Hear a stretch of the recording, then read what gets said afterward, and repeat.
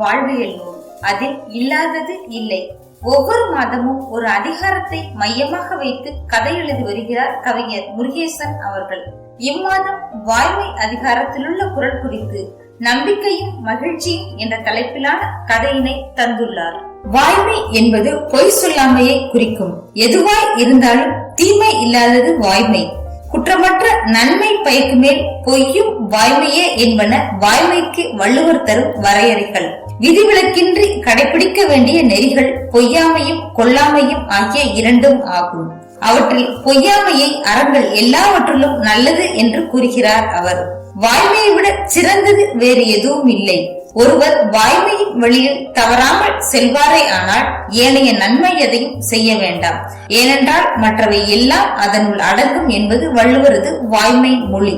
உண்மை என்பது உள்ளதை சொல்வது. அதை சொல்வதால் விளையும் நன்மை தீமை பற்றி சொல்பவர் எண்ணுவதே இல்லை. வாய்மை என்னும் பொழுது காட்சியோடு கருத்தும் ஆராயப்பட்டு சொல்லப்படுகிறது. வள்ளுவர் தனது தனித்த கோட்பாடாக வாய்மை என்பதற்கு ஒரு இலக்கணம் வகுத்து ஒரு அதிகாரமாக அதை விளக்குகிறார்.